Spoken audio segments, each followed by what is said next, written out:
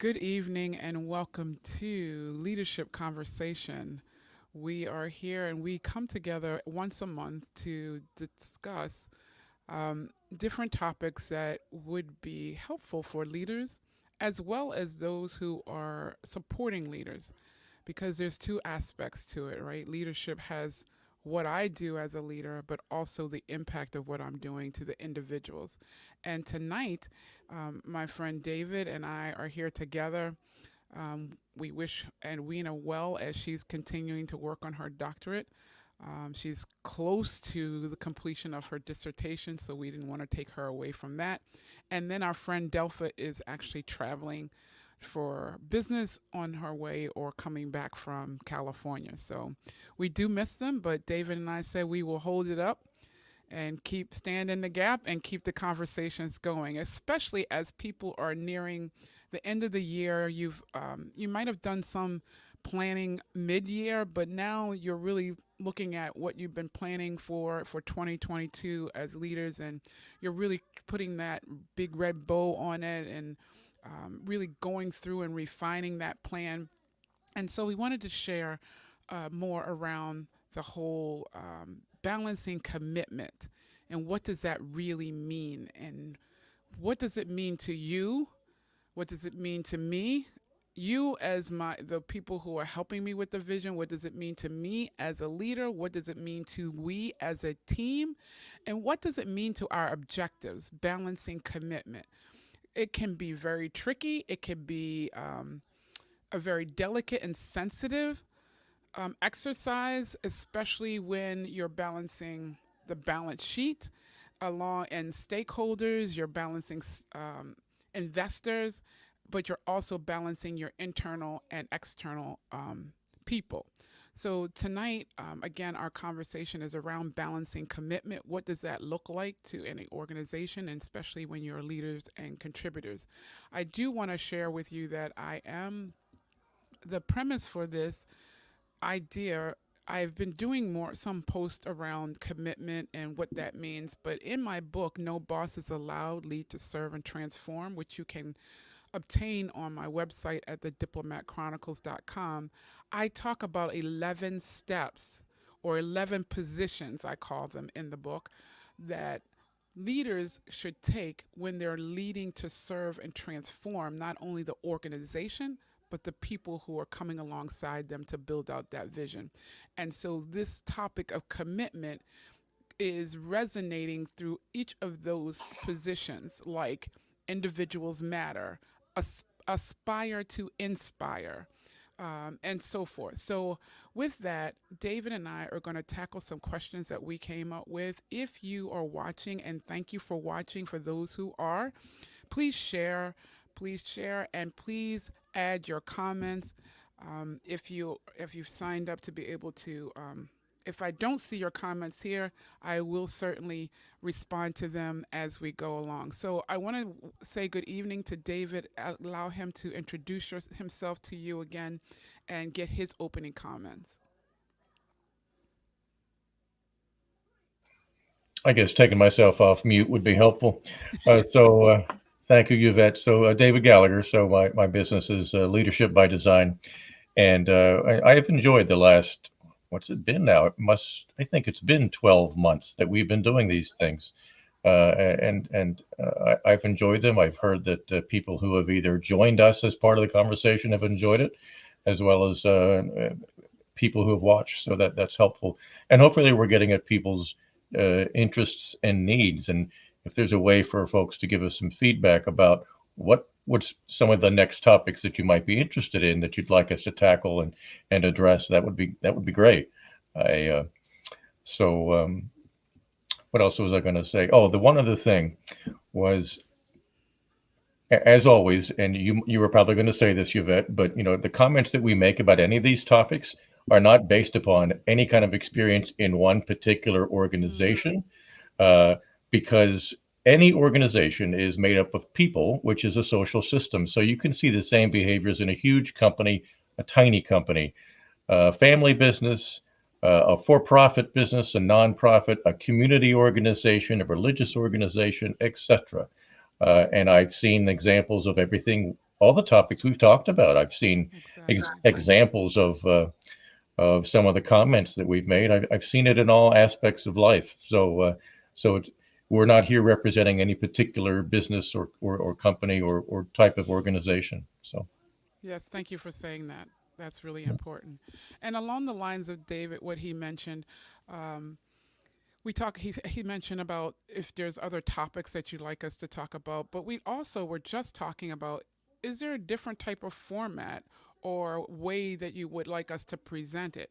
Are you open to joining us in a live setting with all of you, and we can invite you to maybe a live Zoom or webinar where we can all get to know those of you who have been watching and been very, very um, supportive in this throughout the last 12 months that we've been conversating.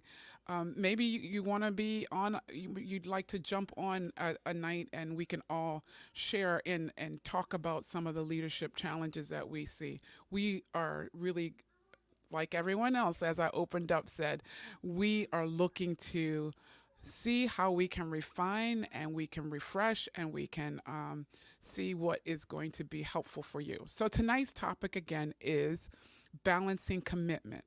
How do we make sure we're balancing commitment from a leadership standpoint? I'm not just coming from what's good for the organization, or I'm not just coming from what's good for me, but I'm considering everyone internally and externally. Likewise, businesses have to make some business decisions that may be negatively impacting me. So, how, as an individual, do I prepare for a healthy perspective on commitment? And I'm committed to myself as well as the organization, and that's a balance as well. So, let's jump in and talk about how do we describe commitment and in the workplace. And I would say that just to jump into that, commitment is to make sure that we are aware of why we're here, right? If we all start from that specific place, why we're here, and how we want to accomplish that, which is often articulated in the core values of the team, the organization, how we want to do it is reflected there, and then what we're doing is really reflected in those key objectives as well as those key performance indicators that we talk about often. So, what does that mean? Your team gets an assignment based on the overall arching organization and how your team fits in there. And then you as an individual has a role to help your team get there. And your leader is trying to make sure that the team gets there. Well, how do I make sure you as an individual grow through that experience, the team grows together as a unit, and the organization achieves their goals? And that is with a leader who's really looking at and understanding what you are looking to grow in, what areas you need to grow in. And can I just say to you, it's not just you, it's not just your leader coming after that information, but you should own sharing it readily because you're probably updating it, you're probably refining it as well.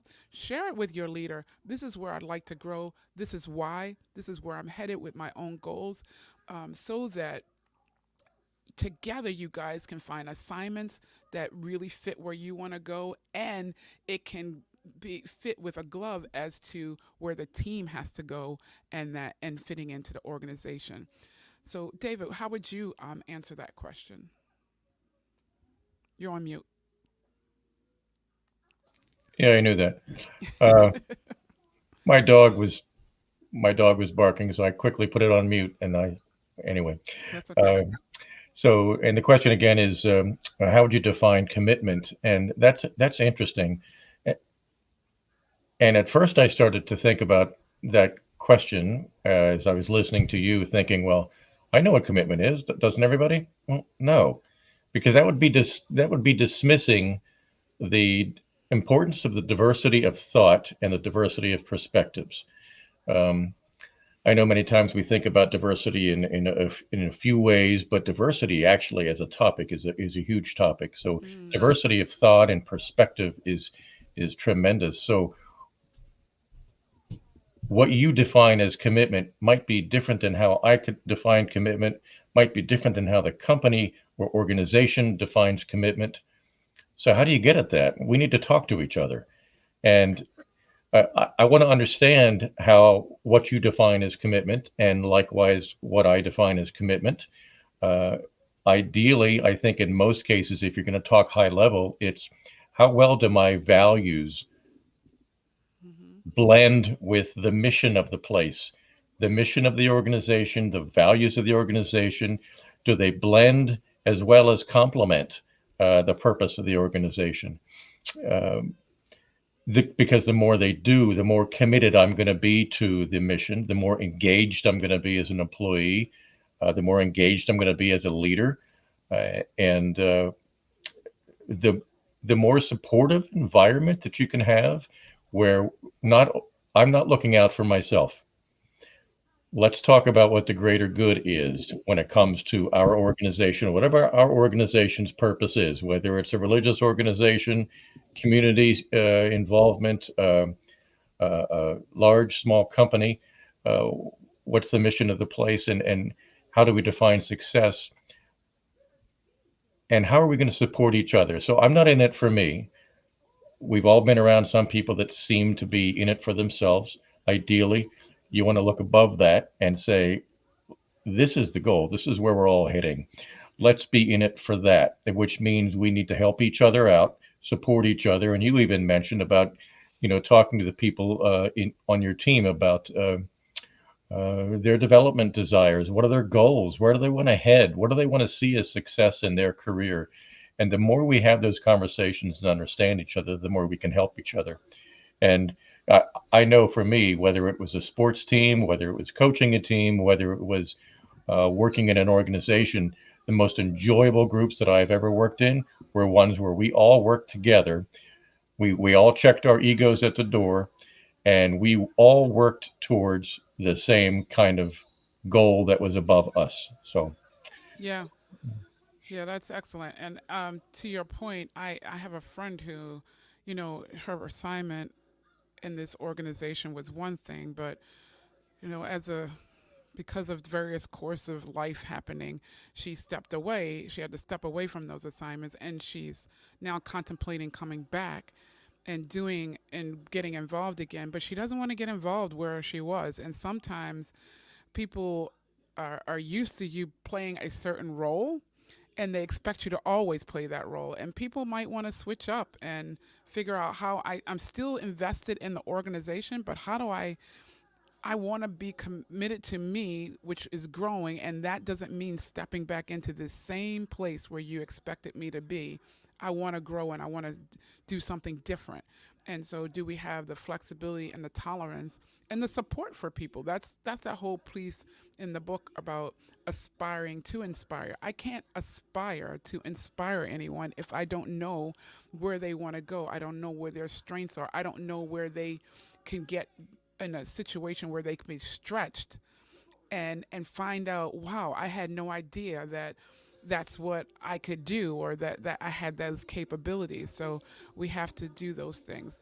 So I'm going to put a disclaimer too that I have my grandson here. So if you hear some cartoons going on in the background, um, I'm controlling the remote TV volume from here as well. So um, and he's a little guy, so yeah, he's only 4, yep. so so Um, he's it's time with me this evening. So go so ahead, you David. you remind me of a phrase which I've always liked, which you didn't say it, but you alluded to it at the very end there. You have to meet people where they're at. I can't get you to where you want to go or where I think the group should go unless I meet each individual where they're at. Hmm. And I can't assume that you're following along or moving with me or you're even on board with where we're going until I meet you where you're at. And that's fine. If you have 5 people, 10 people, and they're all in different spots, that's life. So a good leader addresses that and tries to understand that better. I guess the other thing about when you think about uh, diversity and inclusion, uh, uh, efforts that are going on. There's a new word that's being added to it these days. It for a long time it was just D&I, then it was diversity, equity, and inclusion, Mm-hmm. and now I'm seeing belonging added in more often. Not a lot, but more often. Right. And to me, that was always part of inclusivity. Why would I invite you, Yvette, to the meeting if I was the one scheduling the meeting? Why would I invite you to the meeting and not want to hear your input Right. and acknowledge your input? That's like common sense, isn't it? Yeah. Well, no, it isn't Mm-hmm. apparently. But that's what belonging gets to. It's a nuance, but it's critical because I can invite you to the party, but if I don't spend any time with you, then are you really belonging there? You really feel like you belong there.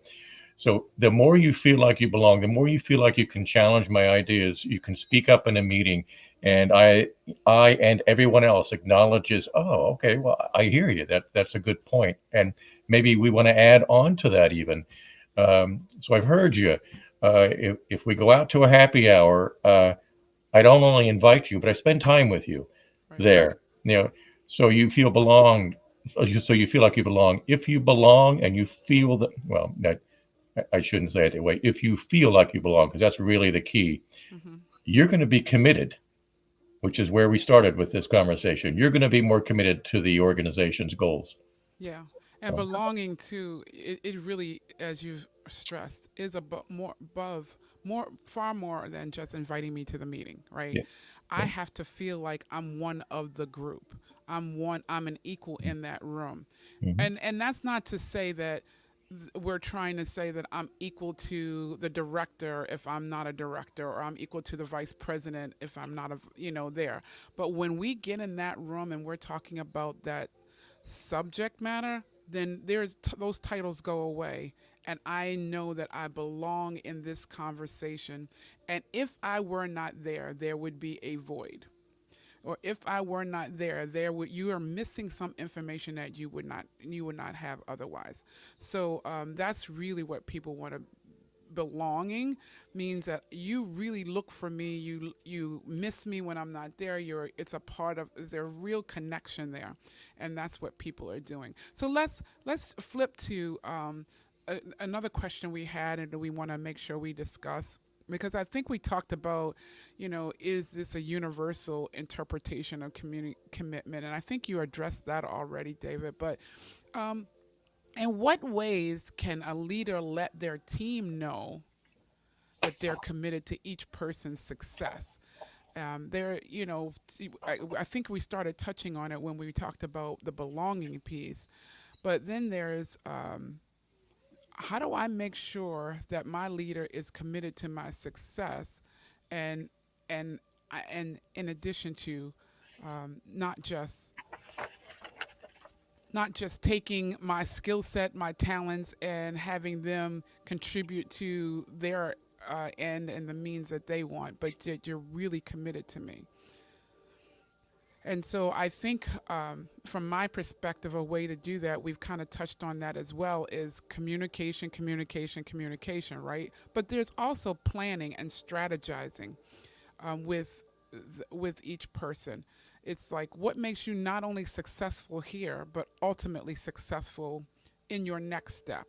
Um, how do I know, how are you going to be successful there? Where is it? What does success look like to you? And you kind of addressed it, as from a leadership perspective. If I'm an individual contributor, I should be asking my leader, what does success look like to them?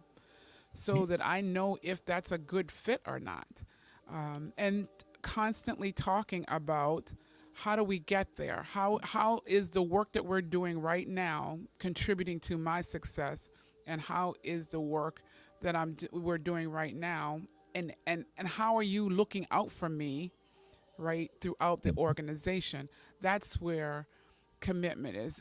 Even if the leader, if I'm a leader and I know you have a certain interest, then I hear things in the industry maybe that is like, hey, you might want to check this out. I ran across this, and that I now know that I'm on my leader's mind, and they're thinking about me, right?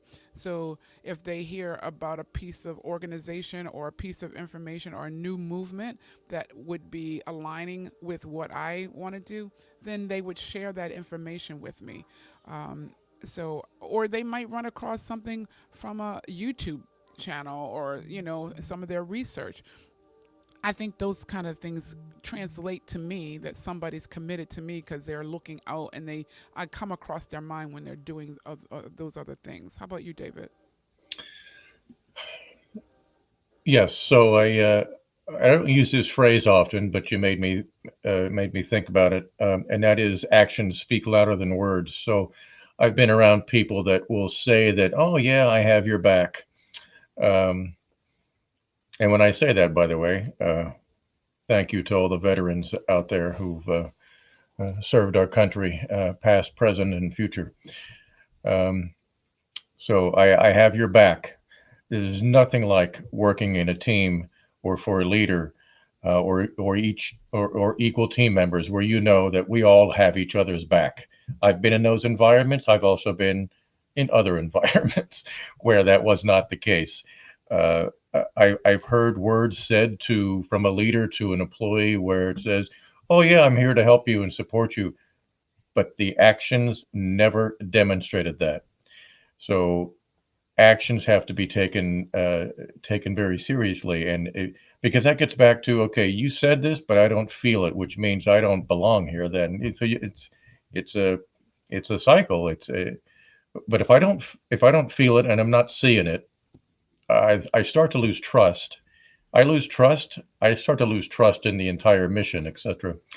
Um, so we have to back up what we're talking about.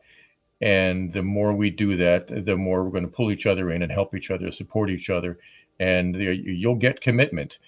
Even if it means, oh, I was talking to Yvette, and she doesn't really want to do this work long term. She wants to shift her career in a different direction. Does that mean I give up on her? No, that means I help her get there. And because then she'll hopefully, if I help her get there, maybe she can continue to be successful in our own organization and still help our organization, even if it's in a different area. And that's okay. That goes back again to the greater good, but also putting people in their best spots in an organization. So, and it's so simple. I was going to mention this, but you already did. It's such a simple conversation. So, Yvette, how are you doing? What's going well? What are your challenges? Right. Where do you want to go with your career? Um, and how can I help you get there, etc. It can be that simple. It's not difficult, or at least it shouldn't be, in my opinion. Yeah, and even in the day to day, right? So, there's always people may not totally understand something that one of your team members are conveying or what they presented, and some people might come attacking, right, or start to really interrogate the person, right? A leader can show their commitment by stepping into those type of situations and really showing that they support the whatever the position that your teammate took. As long as you do that, I mean, not doing it, just cause, but if you know that somebody's not really being fair in the treatment of an individual on your team, or really going left in their perspective, or how they're receiving what that person did, then as a leader, not coming in and hovering over, but coming in alongside and interjecting in a very diplomatic way, that you're supporting what the position that this person's taking, and you fully support what they're bringing forth.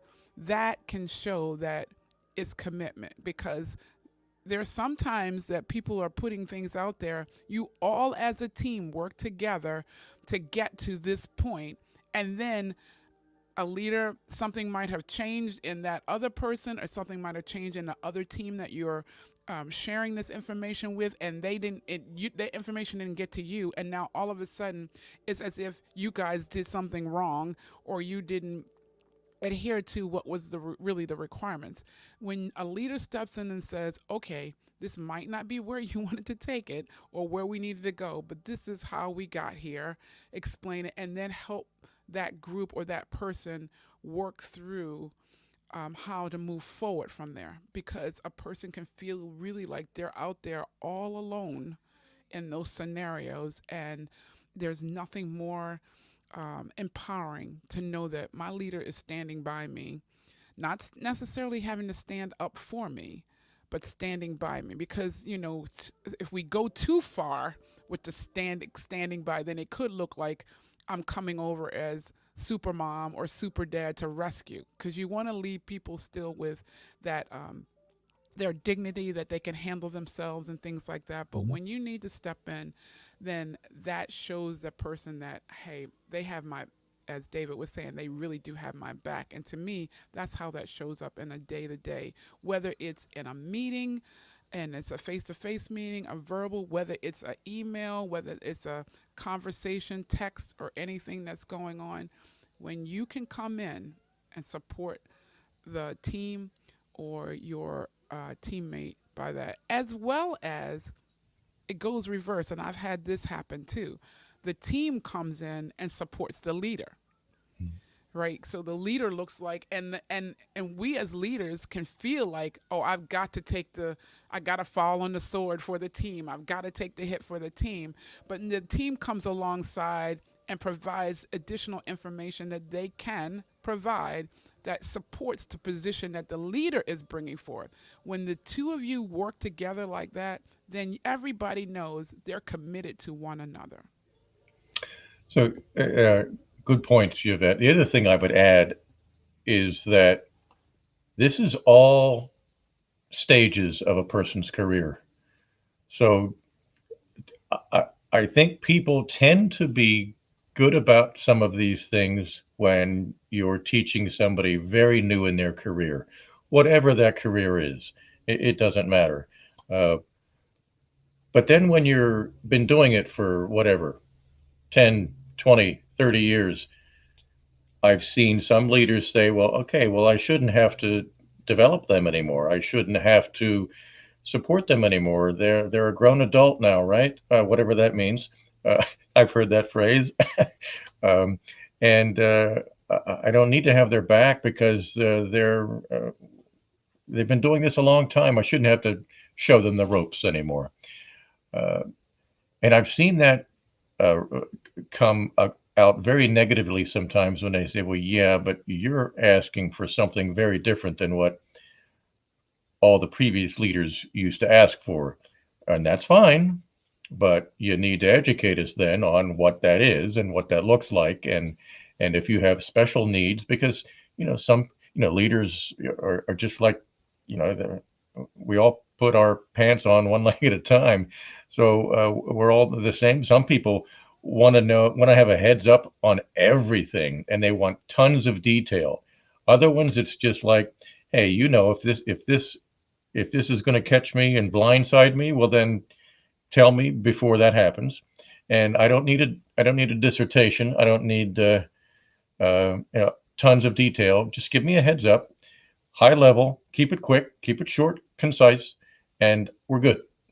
But getting to know that and having that open conversation so we understand each other is key, especially in the early part of a working relationship. So. For sure. And I want to stress, as we said earlier, this I've seen this happen in various types of organizations, Mhm. small, large ministries.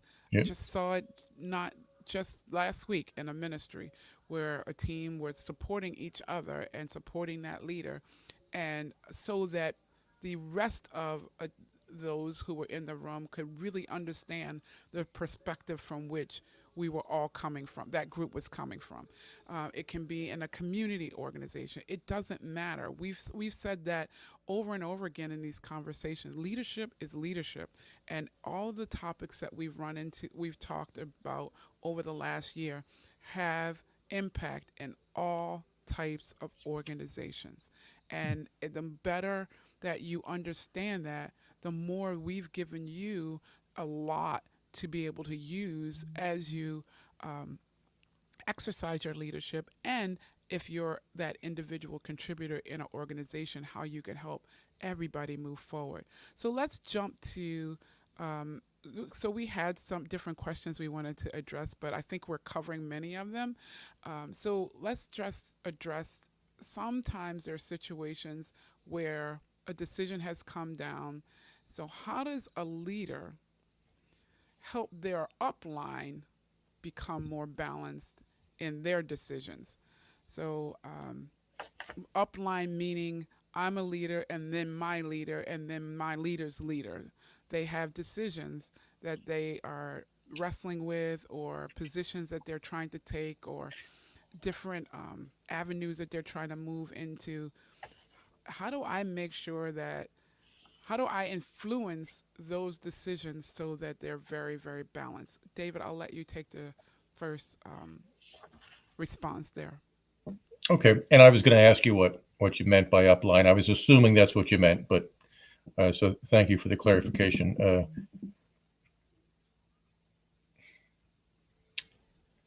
So to me, it's if hopefully, and sometimes decisions happen and they cannot be shared until a certain point, and that's just a reality. It depends upon how sensitive the decision is, what the impact is going to be, and so forth.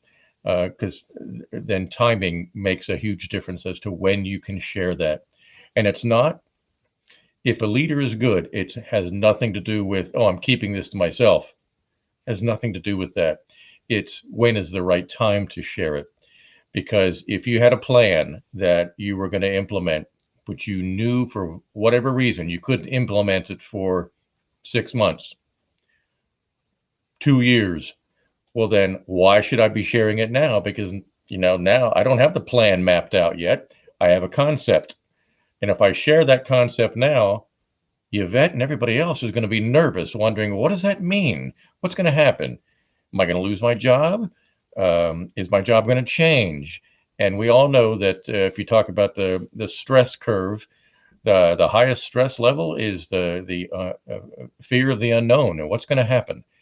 And what happens to us? Not only do we get more stressed in our professional lives, but also our personal lives, and then our productivity at work could suffer. Our productivity in our personal lives could suffer, etc. It runs the gamut. Um, so, as far as helping leaders above me be more balanced in their decisions, that would mean that hopefully, so I didn't think about this before, but that would mean that I'm frequently sharing with you, Yvette, if you're my leader, I'm frequently sharing with you, here's what's happening in my group, here's what's going on, here are their successes, their challenges. What are you thinking about as we go down the road? And you'll share with me what you think you can share. And if you trust me a lot to keep it tight and not share it further, great, because then you can share a little bit more with me, which the benefit of that is then you can say, this is what I'm thinking about. I say, okay, well, then here are some of the things we need to be cognizant of. Here are some things we need to be aware of as we start to implement this, because these are some of the reactions we might see. And we need to prepare for that. There's a phrase, what is it? I forget what it is, but something like start slow to finish fast. And what that means is, talk about the military again, since this is Veterans Day, but uh, planning ahead of time, spending a lot of time. Now, your plan might not work out the way you hoped it would, but at least all that thought and planning ahead of time will help you navigate what you're facing in reality. So, understand, helping the leaders above me, like helping Yvette understand, here are what some of the ramifications are going to be. Here's how I think the group is going to react. Here's how I think this one person is going to react. That requires me to know each of my people, and I have conversations with them all the time to understand them. Um, but and it's about understanding them and helping each person, but it's also helping us be successful in our organization and what we're trying to accomplish. So the more we can be transparent at the right time, uh, I think the better, especially if the decision is going to be and have some negative impact. I don't know if you'll be getting to that later, but transparency is huge. Uh, so I'll stop for now and see what Yeah. your reaction is. Yeah, for sure. Transparency is very huge, and um, it gets back kind of like to that sense of belonging, right? So if I feel I belong in the room with my leader and leaders, and they allow me to feel like I belong, then I'm in a safer place to share. Really be transparent about the impact of some of the things that they're thinking about. I always share with people that I mentor as they're coming into organizations and people that I coach. It's like your job is to make sure that people are making informed decisions above you. That means sharing the information. And I have someone who she's been criticized because she gets so detailed and she gets so much information, and it's like, okay, they're like, you don't, this is too much, I don't need to know this. But she has refined it so, and she shares what she shares because she knows that if they don't know that information, their decision could be very different if they did have the information. So it's a balance on what am I sharing with them, because there's only so much bandwidth for individuals to consume information, and am I sharing the most critical, and am I okay with once I'm sharing, then they own the decision. I just make sure they're making an informed decision, and I can walk away feeling good that I was able to share my perspective. One, that they invited me to do that. I'm in a space where I could do it, but the decision is theirs, and you don't own that. And I can't tell you how many people that I've coached in this space have come back and said, "Thank you so much," because you carry that burden. They were carrying that burden, thinking whatever decision I gotta inform them, and they've got to make the right decision. Well, we don't know everything, and we can't control that. But as David's pointing out, we should give them all the information that we have, be open to hear, not criticize, but hear where their thought process is going, and then share a different perspective there. As soon as you start attacking some of the things, their thought process, remember, we don't have all the information that they have and all everything. And even if you have someone, I've had a leader that did share very detailed, but I'm sure there were some things that he wasn't sharing. But I do my very best to give did my very best to give him the perspective of the team, of my peers, and then he took that information and he did what he needed to do with it. So that's how I think we should show commitment to the organization as well as the people, because as long as the people feel like they're taken care of or being heard or being considered, sometimes people just want to know, hey, you considered me in this decision, right? um, the better.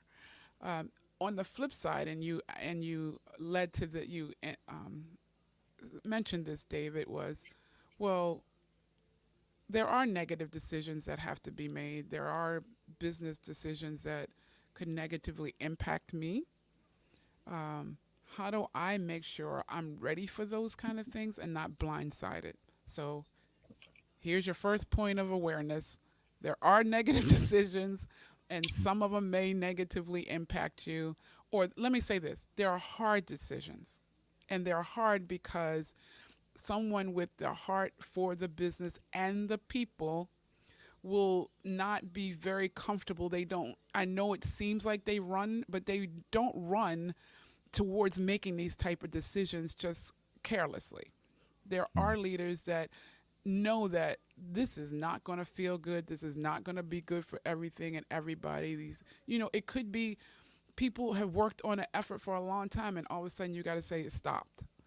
And they put their sweat and tears, long hours in it, and now you're shifting gears. That's, so those things happen. So here's your first announcement. Those things happen. And they can happen often for various reasons. But assume the positive. Don't assume that people are doing it just to get at you, and have your own plan. And you should be comfortable in that because, again, as we kicked off this conversation, if you are being very transparent with your leader, you're being sure that you understand where you want to go in your career or your success, or even in helping this vision grow, if it's with a ministry or with a community organization. You have really assessed how you see yourself fitting, and you share that with the leaders and those in that organization. And then when those decisions come along, you're still building, you're still working on you, you're still nurturing, you're still putting yourself in places where you can be stretched, whether it's inside a, a corporation or a business or inside a ministry. If you really have a heart to grow and become this type of person and this type of with this type of skill sets, then you're going to continue to do that anyway. And as long as you're doing that, then just recognize that, hey, there might be a decision that has to come along, and I might be on the short end of the stick, but as long as you expect sometimes that that happens, then you won't be blindsided and you won't be hurt. Um, you, Let me say it like I said to a young lady that I was mentoring the other night. You won't be wounded. It might sting, but you won't end up with a wound. And a wound takes a lot longer than if you just get a sting. So I'm not saying you're not going to be impacted, but it will hurt a lot less. Yep. Uh, so good stuff. And I've had just listening to your reaction there. I've had leaders either who I reported to or um, the most senior leader of an organization who I was on the senior team for, and they would come to me uh, and say, here's what I'm thinking. What's your reaction? And some of them I had a great relationship with, and it was just okay. Well, and I trusted that I could be very candid. Um, not I don't mean be negative. I just mean candid and transparent and say, okay, so here's what I see as some potential reactions. Okay, if we do it this way, we also need to take care of this other thing over here and this thing on the other side, and then be aware of this other issue down the road. Um, because we have to address all those items as we head forward. And those were healthy conversations. And sometimes nothing ever happened. Other times we continued to move forward in that direction, but we took all those things into account. And other times we said, oh, okay, based upon that, whatever that was, we altered our direction slightly. And then it became either successful, maybe less, maybe had less negative impact on people, etc. But you also made a point, Yvette, where you were talking about, sometimes stuff happens like that, and yes, it does. And they're not decisions where I no, they're not decisions where leaders are sitting there thinking, how can I make Yvette's life miserable? Uh, might there be somebody out there like that? I don't know, but I would hope not. But anyway, in most cases, leaders aren't sitting there in the corner office thinking about that. What they're thinking about is, I have a hard decision to make.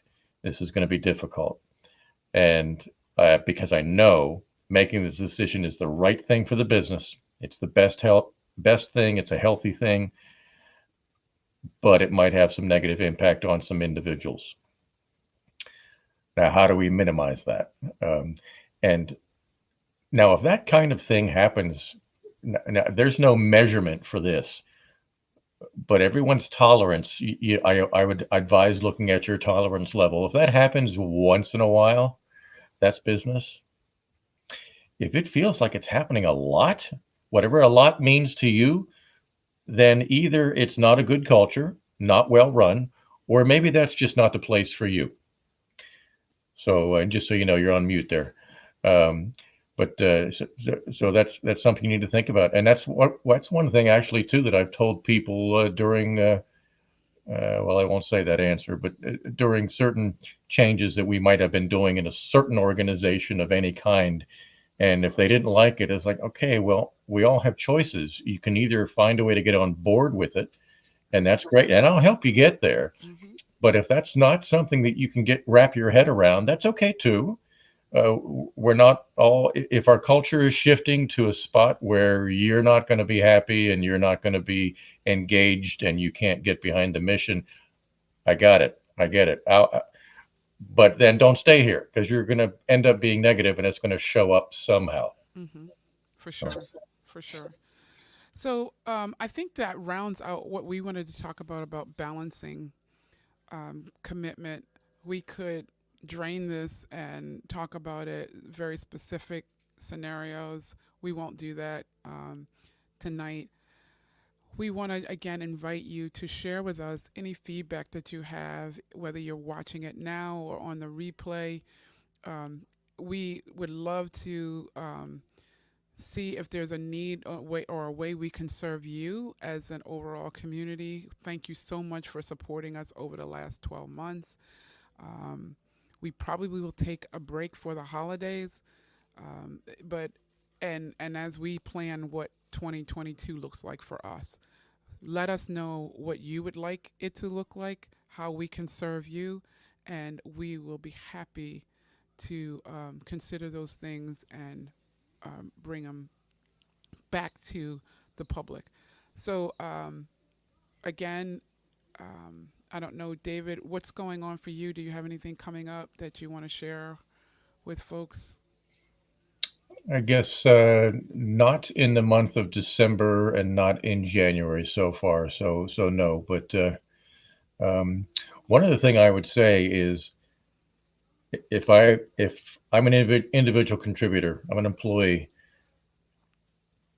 I can, and if I want certain things and I'm reporting to you, Yvette, it's a reciprocal relationship. So if I Right. expect you to be transparent, if I would like you as much as you can not to blindside me with news, sometimes a decision needs to be held till a certain time. But if I would like that from you, I need to treat you the same way. Mm-hmm.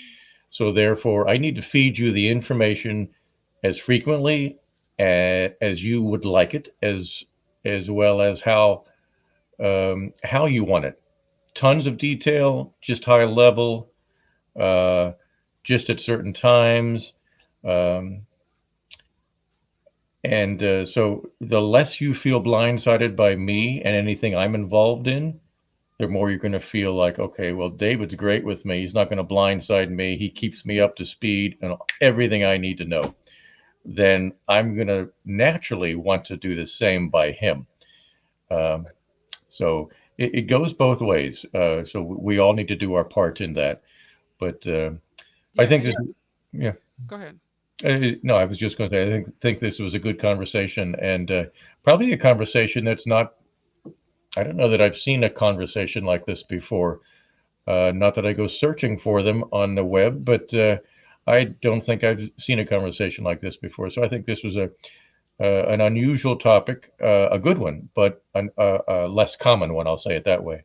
Yeah, yeah. And one that I really thought was pertinent for people because so many people go away from organizations hurt because of, a little lopsided expectations and, to your point, not sharing. So I've had people to that last point that you made come and say, hey, can I talk to you about this? Or can I ask you a question? If I can share the answer, I do. If I can't, I say I can't. But I would never even know to go to that person and say, "Hey, let me tell you," because I don't know one if Yeah, there's an interest, and I don't know, is it really going to upset them or whatever, unnecessary information at the wrong time, right? But yeah, if you have a question, you should be working in an environment where you can ask the question, but be ready that if they can't answer, respect that they can't answer. Don't interpret that one way or the other, because sometimes when you can't get an answer back, you're like, oh my God, it must be horrible. Well, it might not be. It just may be that they're not ready to answer. And the same thing on the leadership standpoint. Be as truthful and as transparent as you can with people, so that because people deserve to be able to make their own decisions about where they are going to go and what they're going to do. And sometimes I've seen people held hostage because they're just waiting to see what's going to happen. Leadership's not being forthcoming with it at all. And then, you know, when if you were honest, people might hang in there until the end and to support you, and then at the same time work in their own plan. But there's balance and commitment. That's how Yeah. we're going to end tonight. That's what we've been talking about all along, not only from our leadership expectations, what we're expected to do as leaders, but also when you are helping a leader build a vision or build a team or build or complete a project or build a ministry or improve a community. It takes all of us. So it's balance on each side, and then balancing what is shared and how it can be shared and when, and how we've talked a lot about how you can create that environment and that culture where people know that you're committed to them. You committed to the leader's committed to you. Yeah. So I thank David for joining me again tonight. He is not only a colleague but a friend, and we have really enjoyed the insight that he brings to these conversations over the last 12 months. Again, we're just taking a break to figure out what's our next. And as we do that, please send us your feedback. Please send us your ideas, suggestions. We're open to consider those and figure out how we move forward. Again, for Delpha, safe travel, and to Edwina, um, powerful powerful preparation for your dissertation. So we want to thank everybody.